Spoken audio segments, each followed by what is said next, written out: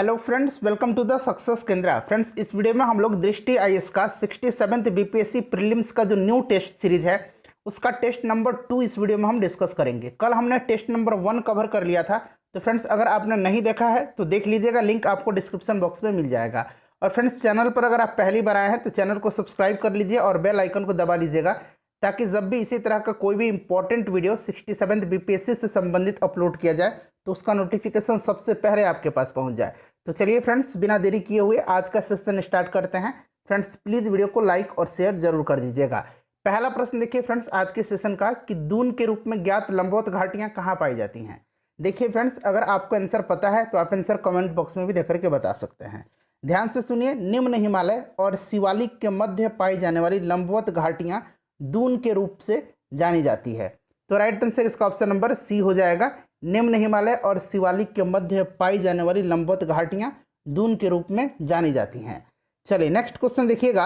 अगला क्वेश्चन है फ्रेंड्स कि भारत का एकमात्र सक्रिय ज्वालामुखी स्थित है। तो भारत का एकमात्र सक्रिय ज्वालामुखी बैरन द्वीप पर स्थित है, जो अंडमान और निकोबार द्वीप समूह का अंग है। तो राइट आंसर हो जाएगा इसका ऑप्शन नंबर सी।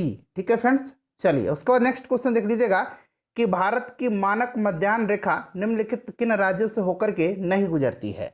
ठीक है फ्रेंड्स, बताइए। तो देखिए ये किन किन राज्यों से होकर के गुजरती है, तो पहले ध्यान से सुन लीजिएगा फ्रेंड्स। यह गुजरती है उत्तर प्रदेश, मध्य प्रदेश, छत्तीसगढ़, उड़ीसा और आंध्र प्रदेश। तो देखिए नहीं गुजरती है किससे, तो ये तेलंगाना से होकर के नहीं गुजरती है। क्लियर। चलिए उसके बाद नेक्स्ट क्वेश्चन देख लीजिएगा कि खारे पानी की झील निम्नलिखित में से कौन सी है।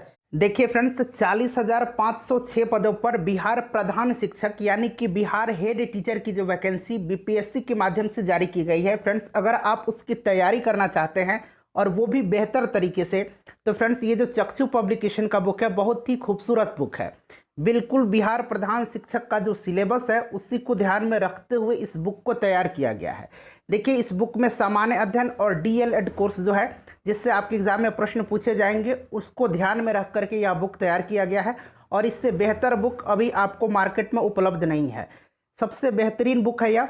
और देखिए फ्रेंड्स, ये जो यहाँ पर आप देख सकते हैं पाठ्यक्रम, अब देखिए इसमें सामान्य अध्ययन है और फिर डीएलएड विषय है। ठीक है फ्रेंड्स, अब देखिएगा नीचे जब यहाँ पर आएंगे आप, तो देखिए फ्रेंड्स यहाँ विषय सूची में देखिएगा भाग 1 में क्या है, तो सामान्य अध्ययन है। अब सामान्य अध्ययन में देखिए सामान्य ज्ञान है, गणित है, समान मानसिक योग्यता है।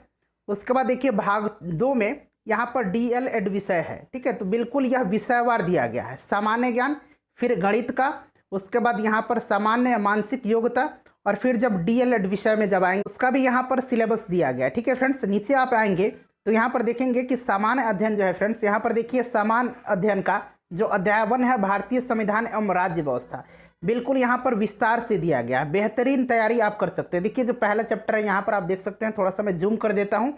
देखिए फ्रेंड्स, भारतीय संविधान एवं राज्य व्यवस्था, इस बुक को आप परचेज कर सकते हैं, ऑनलाइन परचेज कर लीजिएगा। अगर आप बेहतरीन तरीके से तैयारी करना चाहते हैं तो निश्चित रूप से इस बुक को पढ़िए, बहुत ही कम कीमत पर यह बुक है। आपको लिंक डिस्क्रिप्शन में मिल जाएगा, ऑनलाइन परचेज कर सकते हैं आप। अगर कोई असुविधा होती है आपको तो फ्रेंड्स वहाँ पर आपको कॉन्टैक्ट नंबर भी दिया गया है, वहाँ पर आप कॉन्टैक्ट कर सकते हैं। तो देखिए फ्रेंड्स, अगर हम बात करते हैं तो इसमें से डल झील और फ्रेंड्स उलर झील, ये जो है ताजे पानी की झील है। उसके बाद देखिए पेंगोंग तसो झील या और तसो मोरिरी झील, ये जो है फ्रेंड्स यह खारे पानी की झील है। तो राइट आंसर इसका ऑप्शन नंबर ई हो जाएगा। ठीक है, ध्यान रखेंगे। पेंगोंग लेक कहाँ है फ्रेंड्स, तो यह लद्दाख में है, ये चर्चा में रहता है, इसको जरूर ध्यान रखेंगे। उसके बाद देखिएगा कि निम्नलिखित में से कौन सबसे उत्तरी पर्वत श्रृंखला है। सबसे उत्तरी पर्वत श्रृंखला जो हो जाएगा ये आपका कौन सा हो जाएगा, तो फ्रेंड्स यह हो जाएगा Karakoram. Option number A right answer हो जाएगा। चलिए उसके बाद नेक्स्ट क्वेश्चन देख लीजिएगा कि निम्नलिखित में से किन नदियों का उद्गम भारत में नहीं होता है। भारत में किस नदी का उद्गम नहीं होता है, तो ऑप्शन नंबर इसका डी हो जाएगा, सतलज। ठीक है, सतलज का उद्गम जो है यह तिब्बत में मानसरोवर के निकट राकसताल झील से होता है। क्लियर। चलिए अगला क्वेश्चन देख लीजिएगा कि निम्नलिखित में से किस प्रकार की मृदा या मृदाएं बिहार के दक्षिणी मैदानों में पाई जाती हैं, बताइए। तो बिहार के दक्षिणी मैदानों की मृदा उत्तर के गंगा मैदान एवं दक्षिणी पठार के मध्य पाई जाती हैं। ठीक है, और देखिए यह सोन, पुनपुन, फाल्गु नदियों एवं उनकी सहायक नदियों द्वारा जमा किए गए जलोढ़ द्वारा बनाया गया मिट्टी है। इस मैदान की मृदा को 4 प्रकार में विभाजित किया गया है। करैल केवाल मृदा, उसके बाद बलथर मृदा, ताल मृदा और कगारी मृदा। ठीक है, तो इसमें से अगर हम बात करते हैं फ्रेंड्स, तो देखिए ताल मृदा दिया गया है, उसके बाद बलथर मृदा दिया गया है, तराई मृदा दिया गया है। ठीक है, और यहाँ पर कगारी मृदा, तो एक से अधिक इसका राइट आंसर हो जाएगा। ठीक है, चलिए आगे बढ़ते हैं। क्वेश्चन नंबर हमारा 8 है कि कमला नदी भारत की किस राज्य से होकर के बहती है। कमला नदी जो है यह नेपाल से निकलती है और बिहार से होकर के यह बहती है। ठीक है, तो राइट आंसर इसका हो जाएगा ऑप्शन नंबर सी। ध्यान रखेंगे फ्रेंड्स, इंपॉर्टेंट क्वेश्चन है। चलिए अगला क्वेश्चन देख लीजिएगा। नेक्स्ट क्वेश्चन हमारा कि कोलेरू झील स्थित है। तो देखिए कोलेरू झील जो है फ्रेंड्स यह कहाँ पर है, तो आंध्र प्रदेश में है। कोलेरू जो है यह आंध्र प्रदेश में है, गोदावरी और कृष्णा नदी के डेल्टाओं के बीच में। ऑप्शन नंबर ए इसका राइट आंसर हो जाएगा। उसके बाद नेक्स्ट क्वेश्चन देखिएगा कि अंडमान द्वीप समूह और निकोबार द्वीप समूह को अलग करता है। तो फ्रेंड्स इनको कौन अलग करता है, तो 10 डिग्री चैनल जो है 10 डिग्री चैनल अलग करता है। ऑप्शन नंबर ए जो होगा इसका राइट आंसर हो जाएगा 10 डिग्री चैनल। ठीक है, चलिए उसके बाद आगे बढ़ते हैं फ्रेंड्स, नेक्स्ट क्वेश्चन करेंगे। क्वेश्चन नंबर 11 है कि निम्नलिखित में से किस राज्य में ओलिव रिडले कछुओं का सबसे बड़ा निधन यानी कि नेस्टिंग स्थल है। तो फ्रेंड्स ये कहाँ पर है, तो फ्रेंड्स ये ओडिशा में है। ठीक है, ओडिशा में है। ओलिव रिडले कछुए के अंडे देने के लिए प्रसिद्ध जो है यह ओडिशा में है। तो ऑप्शन नंबर इसका जो है सी हो जाएगा। ठीक है फ्रेंड्स, याद रखेंगे। उसके बाद नेक्स्ट क्वेश्चन देखिएगा। अगला क्वेश्चन है हमारा कि निम्नलिखित में से कौन पश्चिम की ओर बहने वाली नदी है। तो राइट आंसर इसमें से हो जाएगा पेरियार। ठीक है, पेरियार केरल राज्य में पश्चिम की तरफ से बहने वाली नदी है। नेक्स्ट क्वेश्चन देख लीजिएगा। बाकी देखिए वैगई, पेन्नार और स्वर्ण रेखा जो है ये पूरब की ओर बहने वाली नदियां हैं। देखिए पीर पंजाल श्रेणी में सट्टे सपाट उत्तरी स्थानों को कहा जाता है।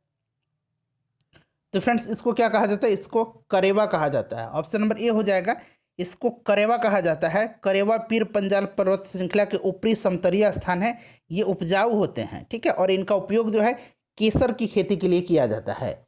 उसके बाद देखिए निम्नलिखित में से कौन सा या कौन से ट्रांस हिमालय का हिस्सा नहीं है। ट्रांस हिमालय पर्वत क्षेत्र या तिब्बत हिमालयी क्षेत्र बृहद हिमालय ग्रेट हिमालय के उत्तर में स्थित है। काराकोरम, लद्दाख, जास्कर और कैलाश पर्वत श्रृंखला इसके अंतर्गत आती हैं। ठीक है, तो कौन कौन सा आता है, कैलाश आता है, कैलाश आ जाएगा, उसके बाद काराकोरम आ जाएगा, लद्दाख आ जाएगा और फ्रेंड्स जास्कर आ जाएगा। तो यहाँ नहीं पूछा गया है, तो इनमें से कोई नहीं हो जाएगा क्योंकि यह सभी आते हैं। क्वेश्चन नंबर 15 देखेंगे। देखिए फ्रेंड्स क्वेश्चन नंबर 15 है कि भारत में तंबाकू उत्पादन के मामले में बिहार किस स्थान पर है। तो देखिए राइट आंसर इसका हो जाएगा तीसरे स्थान पर। ठीक है, पहले स्थान पर जो है आंध्र प्रदेश है, उसके बाद असम है, उसके बाद बिहार का स्थान आता है तीसरा। उसके बाद अगला क्वेश्चन देखिए, सुंदरी वृक्ष निम्नलिखित में से किस प्रकार की वनस्पति में पाया जाता है। तो फ्रेंड्स आपको पता है कि ये मैनग्रोव वन में पाया जाता है। उसके बाद देखिए भारत के सबसे उत्तरी बिंदु इंदिरा कोल के संदर्भ में निम्नलिखित कथनों में से कौन सा सही है, इसमें से ये आपसे पूछा गया है। देखिए फ्रेंड्स अगर हम बात करें तो भारत का सबसे उत्तरी बिंदु जो है इंदिरा कौल है। ठीक है फ्रेंड्स, और यह जो है यह ट्रांस हिमालय का एक हिस्सा है। इसका नाम जो है फ्रेंड्स 1912 में बल्क वर्कमैन के द्वारा देवी लक्ष्मी के कई नामों में से एक नाम पर दिया गया था। उसके बाद इंदिरा कौल के उत्तर में स्थित जो ट्रांस हिमालय काराकोरम भूभाग का हिस्सा है वो भारत के नियंत्रण में है और उत्तरी एवं दक्षिणी बिंदु के बीच में 3065 किलोमीटर का डिस्टेंस है। तो इनमें से कोई नहीं जो हो जाएगा, ऑप्शन नंबर ई इसका राइट आंसर हो जाएगा। उसके बाद देखिएगा कि निम्नलिखित में से कौन सा हिमालय के विभाजनों का हिस्सा नहीं है, बताइए। तो इसमें से राइट आंसर हो जाएगा आपका सह्याद्री। ठीक है, सह्याद्री इसका सही आंसर हो जाएगा। ऑप्शन नंबर डी जो होगा राइट आंसर हो जाएगा। सह्याद्री पश्चिमी घाट का एक हिस्सा है। उसके बाद नेक्स्ट क्वेश्चन देखिए, निम्नलिखित में से कौन सा भारत का एक कृत्रिम बंदरगाह है। तो तूतीकोरिन जो है यह कृत्रिम बंदरगाह है, ध्यान रखेंगे तूतीकोरिन हो जाएगा। ठीक है फ्रेंड्स, यह तमिलनाडु में है और दूसरा सबसे बड़ा बंदरगाह है और भारत के सबसे बड़े कंटेनर टर्मिनल में से एक है। उसके बाद देखिए कांडला गुजरात में है, हल्दिया जो है ये पश्चिम बंगाल में है। ठीक है, उसके बाद देखिएगा कि ईंट के निर्माण में निम्नलिखित में से किस मृदा का उपयोग किया जाता है। तो फ्रेंड्स ये लेटराइट मृदा का इस्तेमाल किया जाता है। ठीक है, लेटराइट मृदा का इस्तेमाल किया जाता है ईंट के निर्माण में। उसके बाद नेक्स्ट क्वेश्चन देख लीजिएगा, क्वेश्चन नंबर 21 है कि भारत में पाए जाने वाले मैनग्रोव वनों के बारे में निम्नलिखित कथनों में से कौन सा सही है इसमें से। तो देखिए फ्रेंड्स, ये दुनिया के केवल उष्ण कटिबंधीय और उपोष्ण कटिबंधीय क्षेत्र में उग सकते हैं, सही दिया गया है। उसके बाद देखिएगा कि गद्देदार पत्तियां, धसा रंग और वायवीय श्वसन जड़ें, उसके बाद जरा युजिता, अवस्थम्भ मूल और बट्रेस रूट्स इसकी विशेषता है, ये भी सही दिया गया है। उसके बाद देखिएगा कि भारत में पश्चिम बंगाल में मैंग्रोव का सर्वाधिक आवरण है, और उसके बाद अंडमान निकोबार, तो फ्रेंड्स सबसे ज़्यादा पश्चिम बंगाल में है, ये भी सही दिया गया है। ठीक है, उसके बाद आगे देखेंगे तो देखिए यहाँ पर दिया गया है कि जो मैनग्रोव है फ्रेंड्स, उनका विस्तार कितना है, तो 0.15% है, तो 1% से अधिक है। ये जो दिया गया है ये गलत दिया गया है। ठीक है, तो ऑप्शन नंबर ई इसका राइट आंसर हो जाएगा, 1 से अधिक इसका सही आंसर हो जाएगा। ठीक है फ्रेंड्स, चलिए उसके बाद नेक्स्ट क्वेश्चन देख लीजिएगा कि निम्नलिखित में से किसे बारानी खेती के रूप में भी जाना जाता है। तो देखिए फ्रेंड्स, बारानी खेती के रूप में किसे जाना जाता है, तो फ्रेंड्स ये वर्षा आधारित खेती को जाना जाता है। ठीक है, वर्षा आधारित खेती को बारानी खेती के रूप में जाना जाता है। और उत्तरी पंजाब में बारानी खेती कहा जाता है। जब वर्षा का पानी फसलों की नमी का एकमात्र स्रोत होता है तो इसे वर्षा आधारित खेती के रूप में जाना जाता है। उत्तरी पंजाब में इसे बारानी खेती कहा जाता है। उसके बाद देखिए निम्नलिखित में से कौन सा स्थानांतरित कृषि का एक प्रकार नहीं है, बताइए इसमें से कौन सा प्रकार नहीं है। तो राइट आंसर इसका ऑप्शन नंबर सी हो जाएगा, फैजेंडा। देखिए फ्रेंड्स, फैजेंडा जो है ये ब्राजील के दक्षिण पूर्वी क्षेत्रों में प्रचलित एक प्रकार का वृक्षारोपण है जिसके अंतर्गत कॉफ़ी की खेती की जाती है। ठीक है, कॉफ़ी बागान जो है वहाँ उसको फैजेंडा कहा जाता है। बाकी फोंग, झूमिंग और मिल्पा ये जो है स्थानांतरित कृषि के ये प्रकार हैं। उसके बाद देखिए पूर्वी एवं पश्चिमी घाट किन पहाड़ियों पर मिलते हैं, तो पूर्वी और पश्चिमी घाट जो है फ्रेंड्स यह नीलगिरी पहाड़ी पर मिलते हैं। नीलगिरी पहाड़ी की सबसे ऊंची चोटी डोडा बेटा है, और ये दक्षिण भारत की दूसरी सबसे ऊंची चोटी है डोडा बेटा। उसके बाद निम्नलिखित में से कौन सी खरीफ फसलें हैं, बताइए इसमें से खरीफ फसल कौन सी है।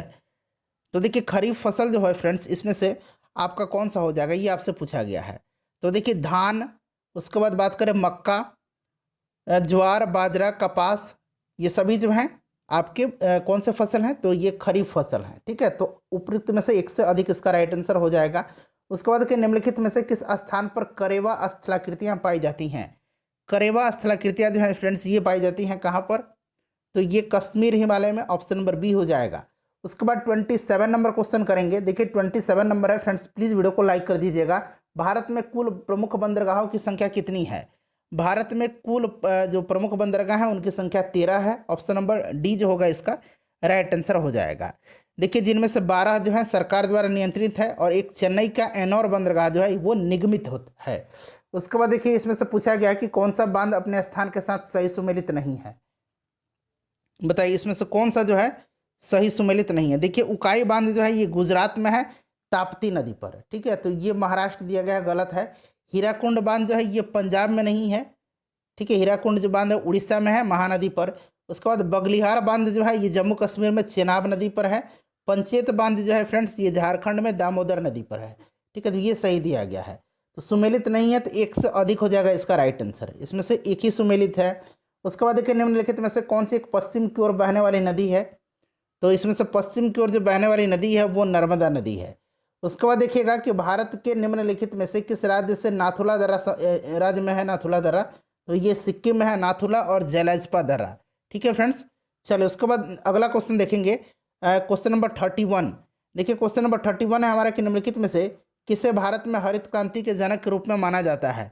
बताइए, हरित क्रांति के जनक के रूप में माना जाता है कृषि वैज्ञानिक MS स्वामीनाथन को। ठीक है, तो राइट आंसर हो जाएगा ऑप्शन नंबर बी। उसके बाद देखिए कि भारत में अधिकतम पायराइट संसाधन पाए जाते हैं, तो फ्रेंड्स ये कहाँ पर पाए जाते हैं ये आपसे पूछा गया है। तो करेक्ट आंसर इसका हो जाएगा बिहार में। उसके बाद देखिए भारत में निम्नलिखित में से किस स्थान पर उष्ण कटिबंधीय सदाबहार वन और अर्ध सदाबहार वन पाए जाते हैं। तो फ्रेंड्स ये कहाँ पर पाए जाते हैं उष्ण कटिबंधीय सदाबहार वन और अर्ध सदाबहार वन, तो फ्रेंड्स ये पश्चिमी घाट के पश्चिमी ढलान पर उत्तरी पूर्वी क्षेत्र की पहाड़ियों तथा अंडमान तथा निकोबार द्वीप समूह में पाए जाते हैं। ठीक है, तो इसलिए 1 से अधिक इसका राइट आंसर हो जाएगा। उसके बाद क्वेश्चन नंबर 34 देखेंगे कि निम्नलिखित में से कौन अंडमान और निकोबार द्वीप समूह का उच्चतम बिंदु है, तो यह सैंडल पीक है। तो यहाँ पर देखिए सैडल पीक दिया गया है ऑप्शन नंबर डी में। चलिए उसके बाद नेक्स्ट क्वेश्चन देखिएगा कि भारत के पश्चिमी तटों का दक्षिण से उत्तर की ओर सही क्रम क्या है। दक्षिण से उत्तर की ओर जो सही क्रम है वो पूछा गया है। ठीक है, तो ये मालाबार तट हो जाएगा, फिर आपका हो जाएगा कैनरा, फिर कोंकण। ठीक है, तो देखिए ऑप्शन डी में दिया गया मालाबार, केनरा और कोंकण। उसके बाद अगला क्वेश्चन देखिए, निम्नलिखित में से कौन भारत में वाणिज्यिक खेती के लिए अनुमोदित एकमात्र आनुवंशिक रूप से संशोधित फसल है? तो फ्रेंड्स यह फसल जो है, यह फसल कौन सी है? तो ये कपास की फसल है। Option number A right answer हो जाएगा। चलो उसके बाद अगला क्वेश्चन देखिए कि भारत में निम्नलिखित में से कौन सा राज्य टीन का सबसे बड़ा उत्पादक है? टीन का सबसे बड़ा उत्पादक राज्य कौन सा है? तो फ्रेंड्स ये छत्तीसगढ़ है। ठीक है, छत्तीसगढ़ हो जाएगा। ऑप्शन नंबर सी इसका राइट आंसर हो जाएगा। उसके बाद देखिएगा नेक्स्ट क्वेश्चन हमारा कि निम्नलिखित में से कौन सा देश भारतीय उपमहाद्वीप का हिस्सा नहीं है? भारतीय उपमहाद्वीप के हिस्सा पूछा गया है कि कौन सा नहीं है। तो देखिए इसमें से अगर हम बात करें भारतीय उपमहाद्वीप में भारत, नेपाल, बांग्लादेश, पाकिस्तान, भूटान, श्रीलंका और मालदीव शामिल हैं। ठीक है फ्रेंड्स, इसमें से शामिल पूछा गया है कि कौन सा नहीं है। तो देखिए इसमें से सभी शामिल है, नेपाल भी शामिल है, भूटान भी शामिल है, श्रीलंका भी शामिल है और पाकिस्तान भी शामिल है। तो ऑप्शन नंबर इसका ई हो जाएगा करेक्ट आंसर। ठीक है, चलिए फ्रेंड्स आगे बढ़ते हैं। नेक्स्ट क्वेश्चन हमारा कि लोनार झील भारत के किस राज्य में है? तो लोनार महाराष्ट्र में है। उसके बाद देखेंगे कि निम्नलिखित में से कौन सा देश सिक्किम के साथ अपनी सीमा साझा नहीं करता है? तो देखिए सिक्किम के साथ जो सीमा साझा नहीं करता है वो बांग्लादेश है। ठीक है, बांग्लादेश सिक्किम के साथ सीमा साझा नहीं करता है। चलिए नेपाल, चाइना और भूटान साझा करते हैं सिक्किम के साथ। उसके बाद 41 नंबर क्वेश्चन देखेंगे, 41 नंबर कि निम्नलिखित में से कौन सा जो है भारत की मानसून प्रणाली को प्रभावित करता है? तो देखिए फ्रेंड्स अगर इसमें से बात करें कि भारत की मानसून प्रणाली को प्रभावित कौन करते हैं, तो ये सभी करते हैं। ठीक है, अंतर उष्णकटिबंधीय अभिसरण क्षेत्र ITCZ का स्थानांतरण, ग्रीष्मकाल में तिब्बत के पठार का गर्म हो जाना, हिमालय के उत्तर में उप उष्णकटिबंधीय पश्चिमी जेट धाराओं का प्रवाह और मेडागास्कर के पूर्व उच्च दाब की क्षेत्र की उपस्थिति। तो ये सभी हो जाएगा। ठीक है फ्रेंड्स, तो राइट आंसर इसका ऑप्शन नंबर ई हो जाएगा, एक से अधिक। उसके बाद नेक्स्ट क्वेश्चन देख लीजिएगा। अगला क्वेश्चन है फ्रेंड्स हमारा कि निम्नांकित में से किस शैल क्रम में भारत का अधिकांश कोयला भंडार पाया जाता है? तो फ्रेंड्स ये आपको पता है, गोंडवाना में। ठीक है, तो राइट आंसर ऑप्शन नंबर ई हो जाएगा, उपरोक्त में से कोई नहीं। चलिए उसके बाद नेक्स्ट क्वेश्चन देख लीजिएगा। अगला क्वेश्चन है फ्रेंड्स हमारा, हाँ नेक्स्ट क्वेश्चन करेंगे कि निम्नलिखित में से कौन सा भारतीय राज्य बॉक्साइट का शीर्ष उत्पादक है? बॉक्साइट का शीर्ष उत्पादक जो है वो कौन सा है फ्रेंड्स, बताइए। तो सही आंसर इसका क्या हो जाएगा? सही आंसर इसका हो जाएगा आपका उड़ीसा। ठीक है, option number C correct answer हो जाएगा, उड़ीसा करता है। उसके बाद नेक्स्ट क्वेश्चन देखिए, निम्नलिखित में से कौन सा राज्य या केंद्र शासित प्रदेश बरानी कृषि से संबंधित है? तो फ्रेंड्स अभी हमने बताया था बरानी कृषि पंजाब में।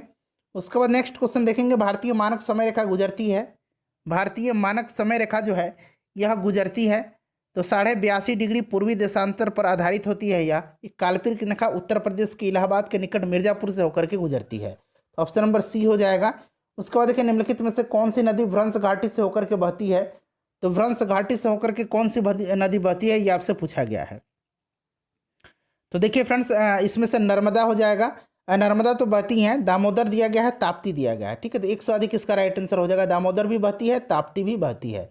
उसके बाद नेक्स्ट क्वेश्चन देख लीजिएगा, क्वेश्चन नंबर 47 कि भारत में निम्नलिखित में से सबसे युवा पर्वत श्रृंखला कौन सा है? तो सबसे युवा जो है वो आपका कौन सा हो जाएगा? ये हिमालय हो जाएगा, ऑप्शन नंबर बी हो जाएगा इसका राइट आंसर।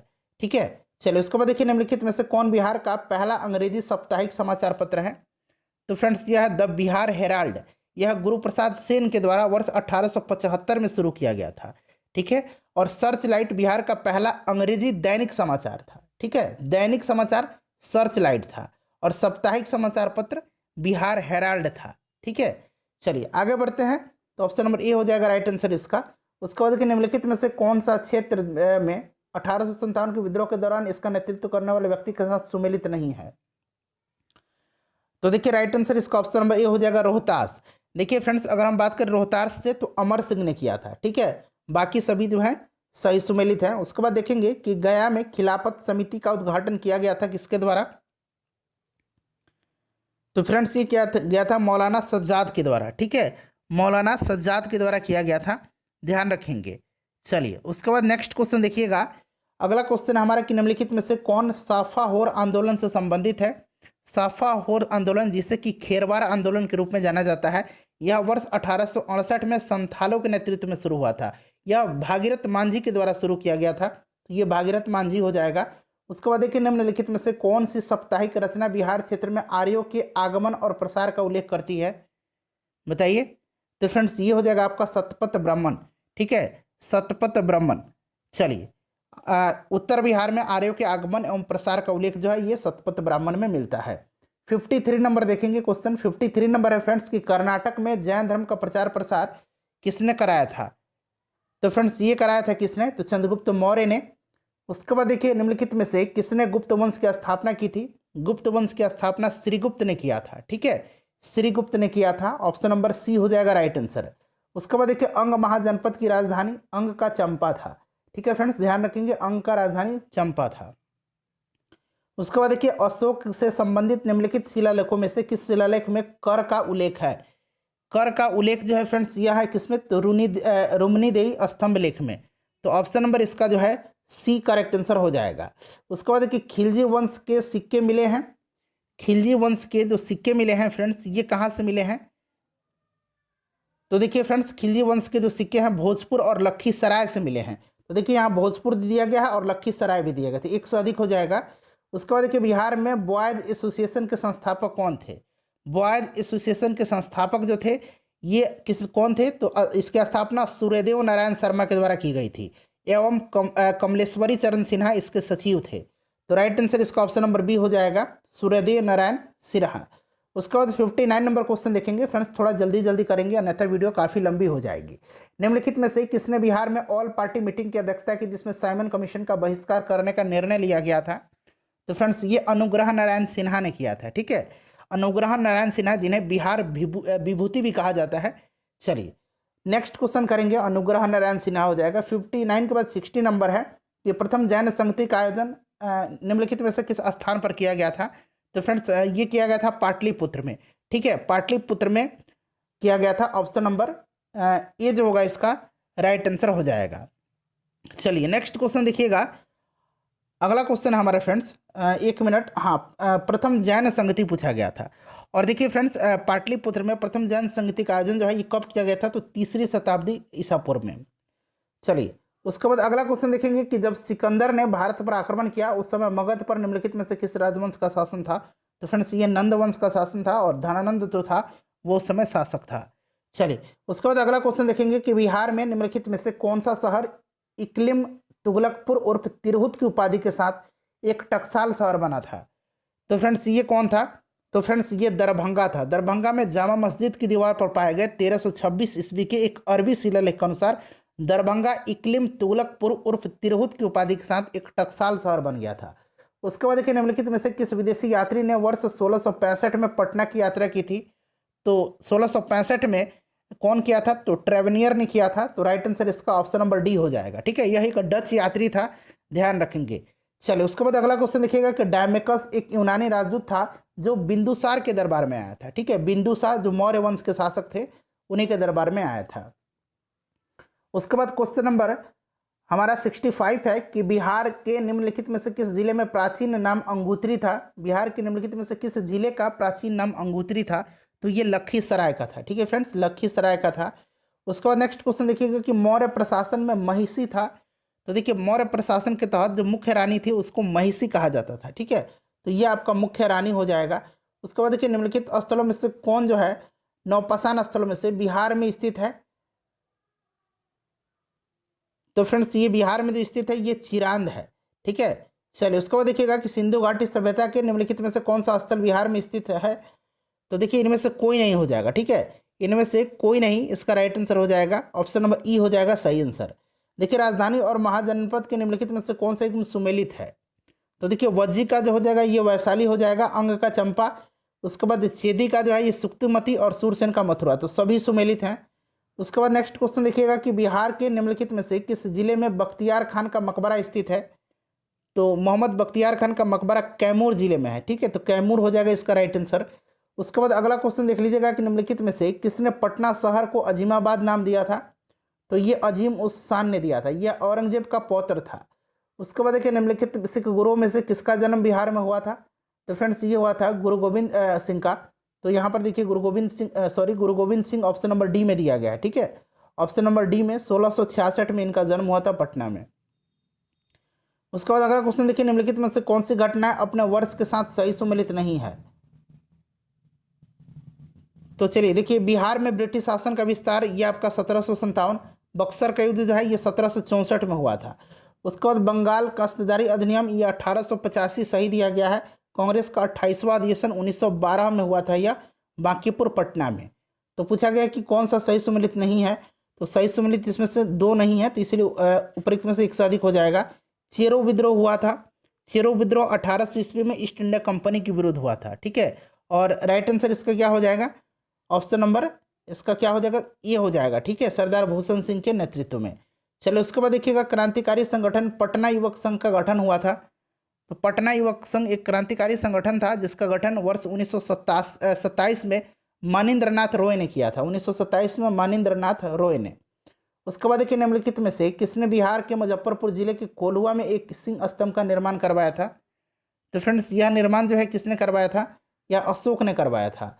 उसके बाद 77 नंबर क्वेश्चन देखेंगे। 77 नंबर है कि निम्नलिखित में से कौन सी घटना बुद्ध के जीवन से संबंधित स्थलों के साथ सही सुमेलित नहीं है। यह आपसे पूछा गया। तो जन्म कुशीनगर में, जन्म जो है यह कुशीनगर में गलत है, मृत्यु कुशीनगर में हुई थी, जन्म लुम्बिनी में हुआ था, ठीक है। तो ये उल्टा यहाँ पर देखिए दिया गया है। ज्ञान उनको बोधगया में प्राप्त हुई थी। उसके बाद प्रथम उपदेश इन्होंने सारनाथ में दिया था, ये सही है। तो दो गलत मिलान है इसमें से, तो उपरोक्त में से एक से अधिक राइट आंसर इसका हो जाएगा। उसके बाद देखिए, किस मुगल बादशाह ने अपने पौत्र को बिहार का सूबेदार बनाया था। तो फ्रेंड्स, ये औरंगजेब था। उसके बाद देखिए, रॉबर्ट क्लाइव द्वारा निम्नलिखित में से किसे बिहार का नायब दीवान नियुक्त किया गया था। तो ये सिताब राय को किया गया था। 80 नंबर क्वेश्चन देखिएगा कि 1832-33 के भूमिज विद्रोह का नेतृत्व किसने किया था। तो फ्रेंड्स, ये किया था गंगा नारायण सिंह ने, ठीक है। भूमिज विद्रोह का नेतृत्व गंगा नारायण सिंह ने किया था। चलिए उसके बाद अगला क्वेश्चन देख लीजिए, बिहार की निम्नलिखित महिला स्वतंत्रता सेनानियों में से किसने भगत सिंह को दिए गए मृत्युदंड के विरुद्ध आवाज उठाने के लिए लोगों को संगठित किया था। तो फ्रेंड्स, ये किया था किसने, तो कुसुम रानी देवी ने। उसके बाद नेक्स्ट क्वेश्चन है हमारा क्वेश्चन नंबर 82 की निम्नलिखित में से कौन मुजफ्फरपुर षड्यंत्र कांड से जुड़ा था। तो खुदीराम बोस और प्रफुल्ल चाकी। तो एक से अधिक राइट आंसर हो जाएगा। मुजफ्फरपुर कांड जो था ये कब हुआ था, तो 1908 में हुआ था, ठीक है। चलिए उसके बाद अगला क्वेश्चन देखिएगा कि हाल ही में समाचारों में देखा गया बहुपक्षीय अंतरिम मध्यस्थता MPIA शब्द है। MPIA तो विश्व व्यापार संगठन के सदस्यों के लिए वैकल्पिक मध्यस्थता तंत्र, ठीक है। तो ऑप्शन नंबर इसका सी जो होगा राइट आंसर हो जाएगा। उसके बाद अगला क्वेश्चन देखिएगा कि बजट प्राकलन 2020-21 की तुलना में 2021-22 में स्वास्थ्य और कल्याण के लिए परिव्यय में कितने प्रतिशत की वृद्धि की गई है। तो फ्रेंड्स, ये वृद्धि की गई है आपका 137%। अगला क्वेश्चन करेंगे कि निम्नलिखित में से किसने मार्च 2021 में प्रेस सूचना ब्यूरो के महानिदेशक के रूप में कार्यभार संभाला। तो ये थे कौन, Jaideep Bhatnagar. Option number C जो होगा राइट आंसर हो जाएगा। उसके बाद फ्रेंड्स 86 नंबर देखिए, 86 नंबर है कि मार्च 2021 में भारतीय वायुसेना ने निम्नलिखित में से किस देश की वायुसेना की 70वीं वर्षगांठ के उपलक्ष्य में आयोजित हवाई प्रदर्शन में भाग लिया। तो फ्रेंड्स, ये श्रीलंका के, ऑप्शन नंबर बी हो जाएगा राइट आंसर, श्रीलंका के, ठीक है। चलिए उसके बाद अगला क्वेश्चन करेंगे 87 नंबर। देखिए 87 नंबर क्वेश्चन है फ्रेंड्स हमारा कि निम्नलिखित में से किस मंत्रालय ने सुगम्य भारत ऐप लॉन्च किया है। सुगम्य भारत ऐप जो है यह लॉन्च किया है केंद्रीय सामाजिक न्याय एवं अधिकारिता मंत्रालय। राइट आंसर ऑप्शन नंबर इसका डी हो जाएगा, ठीक है फ्रेंड्स, याद रखेंगे। चलिए उसके बाद देखिएगा नेक्स्ट क्वेश्चन, अगला क्वेश्चन है हमारा कि रूस ने अपना पहला आर्कटिक निगरानी उपग्रह लॉन्च किया है जिसका नाम क्या है। तो फ्रेंड्स, इसका नाम है Arctic M। Option number A हो जाएगा, ध्यान रखेंगे, ठीक है। आर्कटिक M है इसका नाम, आर्कटिक M। उसके बाद देखिए, हाल ही में हरियाणा के राज्य सरकार ने निजी क्षेत्र की नौकरियों में स्थानीय लोगों के लिए कितने प्रतिशत के आरक्षण दी है। तो फ्रेंड्स, यह आरक्षण 75% का दिया है। उसके बाद नेक्स्ट क्वेश्चन देखिएगा कि मैं भी डिजिटल अभियान संबंधित है। तो यह संबंधित किससे है फ्रेंड्स। तो देखिए, केंद्रीय आवास एवं शहरी मंत्रालय ने स्ट्रीट वेंडर्स यानी कि सड़क विक्रेताओं के लिए मैं भी डिजिटल अभियान की शुरुआत की है ताकि उन्हें डिजिटल रूप से भुगतान स्वीकार करने में सक्षम बनाया जा सके। तो right answer option number B हो जाएगा। मंत्रालय याद रखेंगे, केंद्रीय आवास एवं शहरी मामलों के मंत्रालय के द्वारा। उसके बाद देखिए, निम्नलिखित में से किस समिति ने लोकसभा और राज्यसभा टीवी को संसद टीवी में विलय करने की सिफारिश की थी। तो यह समिति सूर्य प्रकाश समिति थी, ठीक है, सूर्य प्रकाश समिति। चलिए अगला क्वेश्चन देख लीजिएगा, और संसद टीवी अब नाम हो गया है, राज्यसभा और लोकसभा का विलय हो गया है दोनों टीवी का। उसके बाद देखिएगा कि क्यूएस, यहाँ इस तरह से QS world university ranking by subject 2021 के शीर्ष 100 में से कितने भारतीय संस्थानों को स्थान प्राप्त हुआ है। तो देखिए फ्रेंड्स, इसमें टोटल भारत के 12 जो संस्थान है उनको शामिल किया गया। इसमें पहले स्थान पर MIT है, ठीक है, यूएसए में जो MIT है वो पहले स्थान पर है। उसके बाद अगला क्वेश्चन देखिएगा 93 नंबर की, केंद्रीय बजट 2021-22 रेलवे के लिए कितनी राशि व्यय करने का प्रस्ताव करता है। इसमें 2021-22 के भी जो है कुछ करंट अफेयर के क्वेश्चन हैं। तो सही आंसर इसका क्या हो जाएगा, सही आंसर फ्रेंड्स इसका हो जाएगा आपका ऑप्शन नंबर ए, ठीक है। चलिए उसके बाद देखिएगा कि 4 मार्च 2021 को निम्नलिखित में से किस किस्म का चावल अमेरिका को निर्यात किया गया था। तो सही आंसर हो जाएगा इसका लाल चावल, ठीक है, लाल चावल जो है यह निर्यात किया गया था। चलिए उसके बाद नेक्स्ट क्वेश्चन देख लीजिएगा, और ये जो लाल चावल है यह लौह तत्व समृद्ध होता है और इसकी खेती असम की ब्रह्मपुत्र घाटी में की जाती है, ठीक है, किसी भी रासायनिक उर्वरक के बिना प्रयोग किए। उसके बाद देखिए कि लक्ष्मण पंडरीनाथ पाई, जिसकी हाल में जिनकी निधन हो गई थी, निम्नलिखित में से किस क्षेत्र से संबंधित थे। तो फ्रेंड्स ये क्या थे, ये ऑप्शन नंबर सी हो जाएगा कला, ठीक है। चलिए उसके बाद नेक्स्ट क्वेश्चन देख लीजिएगा कि विश्व के सबसे बड़े फ्लोटिंग सोलर पार्क का सोलर फॉर्म का निर्माण किया जाएगा। तो ये सबसे बड़ा फ्लोटिंग सोलर फॉर्म का निर्माण जो है ये सिंगापुर में किया जाएगा। ऑप्शन नंबर डी जो होगा इसका राइट आंसर हो जाएगा। उसके बाद नेक्स्ट क्वेश्चन देखेंगे, क्वेश्चन नंबर 97 है कि हाल ही में निम्नलिखित में से किस भारतीय संस्थान या संगठन ने बायो कैप्सूल विकसित करने के लिए पेटेंट प्राप्त किया है। तो ये है फ्रेंड्स आपका भारतीय मसाला अनुसंधान संस्थान, ठीक है, भारतीय मसाला अनुसंधान संस्थान कोझिकोड केरल ने बायो कैप्सूल के विकास के लिए एक पेटेंट प्राप्त किया है। ऑप्शन नंबर बी हो जाएगा। उसके बाद देखिएगा कि लॉजिस्टिक प्रदर्शन सूचकांक जारी किया गया है। तो फ्रेंड्स यह जो सूचकांक जारी किया गया है यह किया गया विश्व बैंक के द्वारा, ठीक है, विश्व बैंक के द्वारा किया गया है। Option number A right answer इसका हो जाएगा। 99 नंबर क्वेश्चन देखिए, 99 नंबर क्वेश्चन है हमारा कि वर्तमान में भारत के मुख्य न्यायाधीश कौन है, ये आप कमेंट करके बताएंगे, ठीक है। उसके बाद देखिएगा कि 23 मार्च 2021 को स्वेज नहर को अवरुद्ध करने वाले विशाल मालवाहक जहाज का नाम क्या है। तो फ्रेंड्स इसका नाम है एवर गिवन, ठीक है, एवर गिवन इसका नाम है, ठीक है फ्रेंड्स, ध्यान रखेंगे। चलिए नेक्स्ट क्वेश्चन देख लीजिएगा। हाँ अगला क्वेश्चन है हमारा कि 2021-22 में बजट में घोषित मित्र योजना निम्नलिखित में से संबंधित है किससे। तो मित्र योजना जो है फ्रेंड्स यह संबंधित है किससे। तो देखिए मेगा इन्वेस्टमेंट टेक्सटाइल्स पार्क, ठीक है, ये जो है मेगा इन्वेस्टमेंट टेक्सटाइल पार्क, तो ये आप समझ गए होंगे कि वह वस्त्र से यह संबंधित है। चलिए उसके बाद नेक्स्ट क्वेश्चन देख लीजिएगा कि 15 मार्च 2021 को अंतर्राष्ट्रीय सौर गठबंधन के महानिदेशक के रूप में निम्नलिखित में से किसने अपना कार्यभार संभाला है। तो फ्रेंड्स ये अजय माथुर हो जाएगा इसका करेक्ट आंसर। उसके बाद नेक्स्ट क्वेश्चन देखिएगा कि हाल ही में जारी की गई वैश्विक खुशहाली रिपोर्ट, हैप्पीनेस रिपोर्ट जो है, हैप्पीनेस इंडेक्स जो है 2021 में भारत को स्थान दिया गया था। तो फ्रेंड्स भारत को जो स्थान दिया गया था वो आपका दिया गया था 139वां। Option number D right answer इसका हो जाएगा। फिनलैंड पहले स्थान पर रहा था, ठीक है। चलिए उसके बाद नेक्स्ट क्वेश्चन देख लीजिएगा, और देखिए ये जारी किया था किसने, तो संयुक्त राष्ट्र सतत विकास समाधान नेटवर्क के द्वारा जारी किया गया था। हाल ही में मिलिट्री डायरेक्ट द्वारा किए गए एक अध्ययन के अनुसार विश्व में भारतीय सेना की रैंक कौन सी है, बताइए। तो सही आंसर इसका क्या हो जाएगा, चौथी है, ठीक है, चौथी है, ध्यान रखेंगे। चलिए नेक्स्ट क्वेश्चन देखिएगा, पहले स्थान पर जो है चीनी सैन्य जो है बल सबसे मजबूत सैन्य बल है। उसके बाद अगला क्वेश्चन देखिएगा, अमेरिका दूसरे पर, तीसरे पर रसिया, चौथे पर भारत है। हाल ही में भारतीय प्रधानमंत्री द्वारा उद्घाटित भारत बांग्लादेश मैत्री सेतु किस नदी पर है। तो फ्रेंड्स यह जो है किस नदी पर है, फेनी नदी पर है, ध्यान रखेंगे, ठीक है, फेनी नदी पर है और यह त्रिपुरा में है। चलो उसके बाद अगला क्वेश्चन है हमारा 106 नंबर कि निम्नलिखित में से कौन सभी प्रारूपों में 10,000 अंतर्राष्ट्रीय रन बनाने वाली पहली भारतीय महिला और विश्व की दूसरी महिला बनी है। तो फ्रेंड्स यह मिताली राज बन गई हैं। Option number B right answer हो जाएगा, मिताली राज, ठीक है। चलिए उसके बाद नेक्स्ट क्वेश्चन करेंगे कि हाल ही में सांगे ज्वालामुखी में विस्फोट हुआ है, यह कहाँ पर है। तो ये जो ज्वालामुखी है फ्रेंड्स यह इक्वाडोर में है, ठीक है, इक्वाडोर में है। कोटोपैक्सी भी याद रखेंगे, कोटोपैक्सी इक्वाडोर में ही है। चलिए उसके बाद अगला क्वेश्चन करेंगे कि निम्नलिखित में से 51वां दादा साहब फाल्के पुरस्कार प्रदान किया गया। तो फ्रेंड्स यह रजनीकांत जी को 91वां दिया गया, तो रजनीकांत हो जाएगा right answer, option number D. उसके बाद देखिएगा कि डॉक्टर भीमराव अंबेडकर के जन्म दिवस को केंद्र सरकार द्वारा सार्वजनिक अवकाश के रूप में घोषित किया गया है। इस वर्ष भारत उनका कौन सा जन्म दिवस मना रहा है? तो देखिए फ्रेंड्स, बाबा साहेब भीमराव अंबेडकर का जन्म जो है ये 1891 में 14 अप्रैल के दिन हुआ था, और इस बार इनका 130वां जन्म दिवस मनाया गया है। ठीक है, चलिए उसके बाद नेक्स्ट क्वेश्चन देख लीजिएगा कि निम्नलिखित में से किसे 1 अप्रैल 2021 को लोक उद्यम चयन बोर्ड का अध्यक्ष नियुक्त किया गया है? तो फ्रेंड्स ये किसको किया गया है?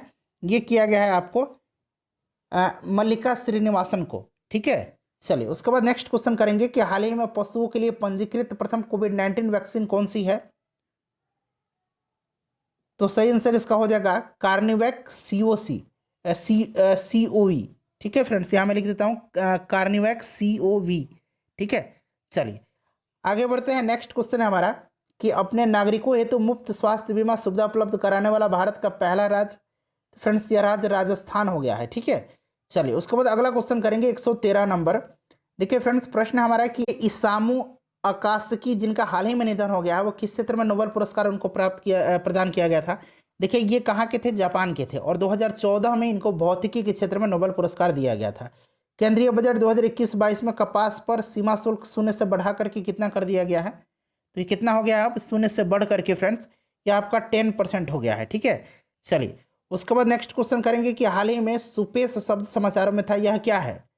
तो देखिए सुपेश जो था यह हाल ही में भारत के उच्च न्यायालय ने एक कृत्रिम बुद्धिमत्ता पोर्टल को प्रस्तुत किया है जो न्यायाधीशों के लिए अनुसंधान को आसान बनाएगा और जिससे उनकी कार्यभार में कमी आ सकेगी। जो कार्यभार है उनका, जो वर्किंग लोड है वो कम हो जाएगा। तो सही आंसर इसका हो जाएगा आपका ऑप्शन नंबर ए। ठीक है, चलो उसके बाद देखिएगा कि हाल ही में भारत द्वारा एक तीव्र गश्ती पोत निम्नलिखित में से किस देश को प्रदान किया गया है? तो फ्रेंड्स यह प्रदान किया गया है सेशल्स को प्रदान किया गया है। चलो उसके बाद अगला क्वेश्चन देखेंगे कि night of the order of arts and later द्वारा सम्मानित किया गया है किसको? तो फ्रेंड्स ये सम्मानित किया गया है गुनीत मोंगा को। ठीक है, ये फ्रांस का दूसरा सर्वोच्च नागरिक सम्मान है, night of the order of arts and later. उसके बाद देखिए निम्नलिखित में से कौन सा पहला देश है जिसने 9 अप्रैल 2021 को क्षेत्रीय आर्थिक व्यापक भागीदारी समझौते को अधिसूचित कर दिया? तो फ्रेंड्स यह सिंगापुर है। उसके बाद देखिए 119 नंबर प्रश्न है हमारा कि चार्ल्स चुक गेस्के जिनका हाल ही में निधन हो गया है वह थे? तो फ्रेंड्स वह एक अमेरिकी व्यवसाय एवं कंप्यूटर वैज्ञानिक थे। ठीक है, तो राइट आंसर हो जाएगा ऑप्शन नंबर बी, कंप्यूटर वैज्ञानिक। उसके बाद देखिएगा कि निम्नलिखित में से किसने अप्रैल 2021 में एशियन भारोत्तोलन चैंपियंस में कांस्य पदक जीता है? कांस्य पदक जीता है किसने? मीराबाई चानू ने। उसके बाद देखिए अप्रैल 2021 को भारत के मुख्य चुनाव आयुक्त का कार्यभार किसने संभाला है? तो फ्रेंड्स ये सुशील चंद्रा। ठीक है, सुशील चंद्रा राइट आंसर हो जाएगा ऑप्शन नंबर सी। उसके बाद देखिएगा कि 2030 में विश्व लोक सर्वेक्षण रिपोर्ट प्रकाशित किया गया है। तो बताइए सही आंसर इसका क्या हो जाएगा? तो हाल ही में यूनेस्को द्वारा 2030 में विश्व लोक सर्वेक्षण रिपोर्ट जारी किया गया है जो वैश्विक स्तर पर 15,000 लोगों द्वारा प्रति उत्तर पर आधारित है। तो ये आपका यूनेस्को द्वारा हो जाएगा। उसके बाद देखिएगा जीवन सुगमता सूचकांक रिपोर्ट 2020 के अनुसार 10 लाख से अधिक जनसंख्या वाले शहरों की सूची में पटना शहर का कौन सा स्थान है? तो फ्रेंड्स यह स्थान जो है पटना का 33वां है। ठीक है, पटना का स्थान 33वां है। भागलपुर को 30वां स्थान मिला है, मुजफ्फरपुर को 62वां स्थान प्राप्त हुआ है। अगला क्वेश्चन करेंगे कि बिहार के किस जिले में ग्राम उजाला योजना की शुरुआत की गई है? तो फ्रेंड्स इस योजना की शुरुआत की गई है भोजपुर में। ये इंपॉर्टेंट है, ध्यान रखेंगे। चलिए 125 नंबर क्वेश्चन है हमारा कि बिहार उद्योग विभाग के द्वारा 19 मार्च 2021 को जारी इथेनॉल संवर्धन नीति 2021 के अनुसार गन्ना के अतिरिक्त निम्नलिखित में से किससे इथेनॉल का उत्पादन किया जा सकता है? तो देखिए गन्ना के अलावा मक्का, चावल, यहाँ देखिए मक्का, चावल और सड़े हुए अनाज। उसके बाद अगर बात करें तो इन सबसे जो है सड़े हुए अनाज से, तो उपरोक्त में से एक से अधिक इसका राइट आंसर हो जाएगा। उसके बाद देखिए बिहार के हुसैन उल हक को उनकी किस रचना के लिए उर्दू भाषा का साहित्य अकादमी अवार्ड 2020 दिया गया है? तो देखिए हिंदी में अनामिका को दिया गया था उनकी कविता संग्रह टोकरी में दिगंत थेरी गाथा के लिए। ठीक है, उसके बाद अगर हम बात करें तो कमलकांत झा को उनकी रचना गाछ रूसल आछी के लिए मैथिली भाषा का साहित्य अकादमी पुरस्कार दिया गया था, और हुसैन उल हक को उनकी रचना अमावस में ख्वाब के लिए ठीक है, तो यहाँ पर देखिए अमावस में ख्वाब के लिए दिया गया है। उसके बाद देखिए बिहार के किन दो शहरों को 24 घंटे सौर ऊर्जा से बिजली देने की योजना की घोषणा की गई है? तो राइट आंसर इसका क्या हो जाएगा? यह है बोधगया और राजगीर। ठीक है, चलिए नेक्स्ट क्वेश्चन देखेंगे कि दिल्ली हाट की तर्ज पर बिहार में हाट बनाए जाएंगे, इसकी शुरुआत सर्वप्रथम कहाँ से की गई है? तो इसकी शुरुआत जो है सर्वप्रथम दरभंगा से की गई है। ठीक है, तो दरभंगा हो जाएगा। उसके बाद देखिए अप्रैल 2021 में बिहार के प्रसिद्ध व्यक्ति यदुनंदन प्रसाद का निधन हो गया। उनका संबंध किस क्षेत्र से है? तो ये प्रख्यात स्वतंत्रता सेनानी थे। ठीक है, भारत छोड़ो आंदोलन में इनकी महत्वपूर्ण भूमिका थी, तो ये स्वतंत्रता सेनानी थे। उसके बाद देखिए किस राज्य के द्वारा बाल हृदय योजना की शुरुआत की गई है? तो देखिए फ्रेंड्स, ये जो बाल हृदय योजना है ये बिहार सरकार के द्वारा शुरू की गई है। ठीक है, तो ऑप्शन नंबर ई हो जाएगा उपरोक्त में से कोई नहीं। उसके बाद नेक्स्ट क्वेश्चन करेंगे कि बिहार में भूमि सुधार से संबंधित सॉफ्टवेयर चक बिहार का निर्माण किस संस्था ने किया है? तो फ्रेंड्स ये किया है किसने? तो सही आंसर इसका हो जाएगा आईआईटी रुड़की के द्वारा यह विकसित किया गया है, आईआईटी रुड़की के द्वारा। उसके बाद 132 नंबर देखिएगा कि बिहार में कब अग्नि सुरक्षा सप्ताह का आयोजन किया गया? तो देखिए बिहार में अग्नि सुरक्षा सप्ताह का आयोजन 14 अप्रैल 2021 से 20 अप्रैल 2021 तक किया गया। ठीक है, चलिए उसके बाद अगला क्वेश्चन करेंगे कि बिहार के किस युवा लेखक का रचना एलिवेशन ऑफ लाइफ को एशिया बुक ऑफ रिकॉर्ड में शामिल किया गया है? तो फ्रेंड्स ये किसको किया गया है? तो फ्रेंड्स ये है अनुराग आनंद, ऑप्शन नंबर सी हो जाएगा।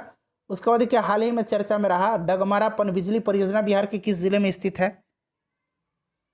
तो राइट आंसर इसका हो जाएगा आपका सुपौल जिले में। ठीक है, ऑप्शन नंबर बी हो जाएगा सुपौल जिले में, और कोसी नदी में कोसी नदी के जल का उपयोग किया जाएगा इस पनबिजली परियोजना में। उसके बाद देखिएगा कि अप्रैल 2021 में बिहार के सारण जिले में रहने वाले हरेंद्र सिंह को किस देश के पुरुष हॉकी टीम का कोच नियुक्त किया गया है? तो फ्रेंड्स किसका किया गया है? तो इनको किया गया अमेरिका का, ऑप्शन नंबर डी हो जाएगा राइट आंसर। ठीक है, चलिए उसके बाद नेक्स्ट क्वेश्चन देखेंगे। अगला क्वेश्चन है हमारा कि किस राज्य ने मार्च 2021 में पीपीआर रोग नियंत्रण कार्यक्रम 2021 की शुरुआत की है? तो ये बिहार सरकार के द्वारा किया गया है, तो ऑप्शन नंबर ई हो जाएगा उपरोक्त में से कोई नहीं। ठीक है, इसके अंतर्गत राज्य के सभी गांवों में बकरियों एवं जोड़ों के पीपीआर रोग बकरियों एवं जोड़ों के पीपीआर रोग से बचाने के लिए निःशुल्क टीका लगाया गया है। उसके बाद अगला क्वेश्चन देखिएगा कि बिहार की किस प्रसिद्ध महिला सरोद वादक को पंडित धनारंग प्रकाश पुरस्कार से सम्मानित किया गया? तो फ्रेंड्स ये किनको किया गया है? रीता दास को। ठीक है, रीता दास को किया गया है। चलिए उसके बाद अगला क्वेश्चन हमारा कि चंपारण सत्याग्रह के दौरान 22 अप्रैल 1917 को बेतिया में गांधी जी कहाँ रुके थे? तो गांधी जी जो थे बेतिया में ये कहाँ रुके थे? तो फ्रेंड्स ये हजारीमल धर्मशाला में रुके थे। ठीक है, हजारीमल धर्मशाला, ऑप्शन नंबर बी हो जाएगा। उसके बाद नेक्स्ट क्वेश्चन देखेंगे कि बिहार के किस जिले में वर्ष 1856 में लोटा विद्रोह हुआ था? तो आपको पता है कि लोटा विद्रोह जो है ये मुजफ्फरपुर जिले में हुआ था। ठीक है, चलिए तो ये मुजफ्फरपुर हो जाएगा राइट आंसर इसका। उसके बाद अगला क्वेश्चन है हमारा कि शेर शाह ने अपने साम्राज्य को सरकारों में विभाजित किया था। बंगाल विजय के बाद उसने 16 सरकारों में विभाजित किया। इसके बाद कुल सरकारों की संख्या कितनी हो गई? तो फ्रेंड्स ये कुल सरकारों की संख्या जो है ये आपका हो गई थी कितनी? तो ये हो गई थी आपकी 63। ठीक है, उसके बाद नेक्स्ट क्वेश्चन देखेंगे। पहले 47 थी और फिर ये 16 जो हो गया, तो ये 47 और 16 मिलके कितना हो गया? 63 हो गया। उसके बाद देखिए मार्च 2021 में किस राज्य के द्वारा इथेनॉल उत्पादन प्रोत्साहन नीति को मंजूरी दी गई है? तो फ्रेंड्स ये दी गई है बिहार के द्वारा। उसके बाद 142 नंबर देखिएगा कि मार्च 2021 में बिहार की किस महिला को राष्ट्रीय नारी रत्न अवार्ड से सम्मानित किया गया? तो फ्रेंड्स ये किनको किया गया है? तो ये देखिए फुलवारी शरीफ की ये शिक्षिका है डॉक्टर नम्रता आनंद। ठीक है, तो राइट आंसर हो जाएगा डॉक्टर नम्रता आनंद को। उसके बाद देखिएगा कि निम्नलिखित में से किस आईआईटी ने मार्च 2021 में दुर्गम बर्फीले पर्वतीय क्षेत्र में लिथियम आयन युक्त बसों के संचालन में सफलता प्राप्त की है? तो फ्रेंड्स ये आईआईटी पटना हो जाएगा राइट आंसर। ठीक है, चलिए उसके बाद देखिएगा कि बिहार में वर्ष 2021 के लिए नटराजन सम्मान हेतु किसे चयनित किया गया है? तो फ्रेंड्स ये किनको किया गया है? ये किया गया है आपको सलील सुधाकर को। ठीक है, सलील सुधाकर, देखिए सलील सुधाकर ऑप्शन में नहीं है, सलील सुधाकर, ऑप्शन नंबर ई हो जाएगा। उसके बाद देखिएगा कि बिहार के किस शहर में इंग्लैंड के क्लिप्टोन ब्रिज की तर्ज पर राज्य का पहला टूरिस्ट सस्पेंशन ब्रिज बनाया गया है? तो फ्रेंड्स ये आपका हो जाएगा राजगीर में। ठीक है, तो राजगीर हो जाएगा ऑप्शन नंबर ए। उसके बाद देखिएगा कि बिहार सरकार ने मार्च 2021 में चक्र ऐप लॉन्च किया है। यह किससे संबंधित है? तो चक्र ऐप जो है फ्रेंड्स, यह संबंधित है किससे? तो देखिए अपराध को नियंत्रित करने के लिए इसे बनाया गया है और यह अपराधियों का डाटाबेस तैयार करेगा। तो राइट आंसर हो जाएगा ये अपराधियों का डाटाबेस तैयार करने हेतु। उसके बाद नेक्स्ट क्वेश्चन देखेंगे। अगला प्रश्न है फ्रेंड्स हमारा 147 नंबर कि 22 मार्च 2021 को मनाए गए बिहार दिवस की थीम क्या है? तो फ्रेंड्स इसका थीम जो है वो है आपका जल जीवन हरियाली। ठीक है, 22 मार्च के दिन बिहार दिवस मनाया जाता है। उसके बाद देखिए 30वां बिहारी पुरस्कार किसे प्रदान किया गया है? 30वां बिहारी पुरस्कार जो है ये मोहन कृष्ण बोरा को प्रदान किया गया है। ठीक है, तस्लीमा संघर्ष और साहित्य के लिए। उसके बाद फ्रेंड्स 149 नंबर देखिएगा कि हाल ही में बिहार के किस जिले में राज्य का सबसे बड़ा इंडस्ट्रियल पार्क विकसित किए जाने की घोषणा की गई है? तो ये गया में की गई है। उसके बाद देखिएगा उस भारतीय नौसेना जलपोत का नाम क्या है जिसे अप्रैल 2021 में हाइड्रोग्राफिक सर्वे हेतु मॉरिशस में तैयार किया गया? तो फ्रेंड्स ये कौन सा है? तो फ्रेंड्स यह है INS सर्वेक्षक, ऑप्शन नंबर ए।